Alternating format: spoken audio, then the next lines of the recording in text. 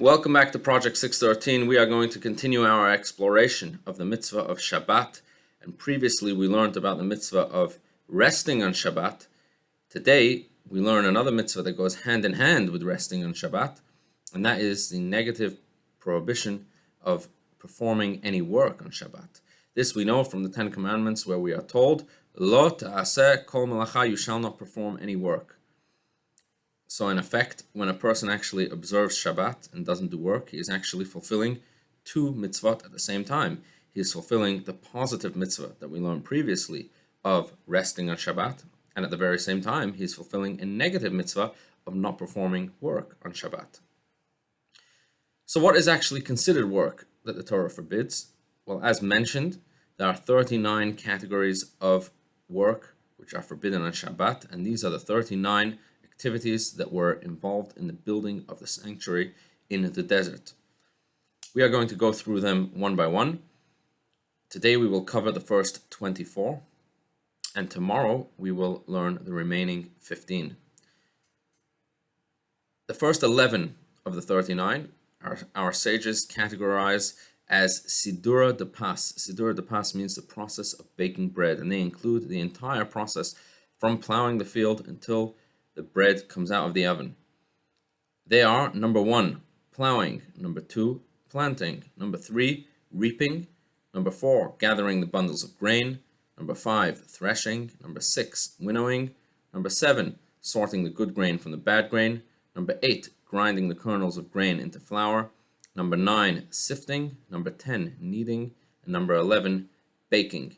These are the first 11, which as mentioned, are the entire process of baking bread.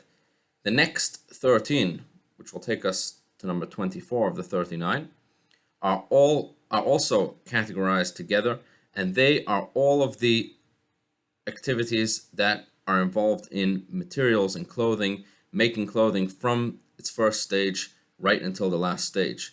And these include: number 12 is shearing the wool; number 13, laundering the wool; number 14, combing it; 15, dyeing it; 16, spinning it; 17, arranging the weaving machine; 18, spreading the warp thread across the weaver; 19, weaving; 20, undoing the weaving in a case where it's necessary; 21, tying; 22, untying; 23, sewing; and 24, tearing apart parts of a sewn garment. This takes us to the 24th of the 39 types of prohibited activities on Shabbat. Now, the remaining 15, as mentioned, we will learn tomorrow, but it's important to note that these 39 are referred to as av melachot, which means a parent. And just like a parent gives birth to children, so too do these melachot, do these types of work have many, many derivatives. They have many, many children. And these specific ones that we listed are only the very general ones, the specific acts that were done in the desert in preparing the sanctuary. But any other type of activity that would bear the same results, even if it's a different type of activity, would also be forbidden as a derivative of one of these. And just by way of example, the second one that we learned was planting. So whereas the specific act of planting was the one that was done in the desert, but a derivative of that would be enhancing the growth of any plant or tree, let's say by watering a plant. That would be considered a derivative of that type of work. We also learned that one of the main types of work was reaping, but a derivative of that would be tearing anything away from its source in the ground.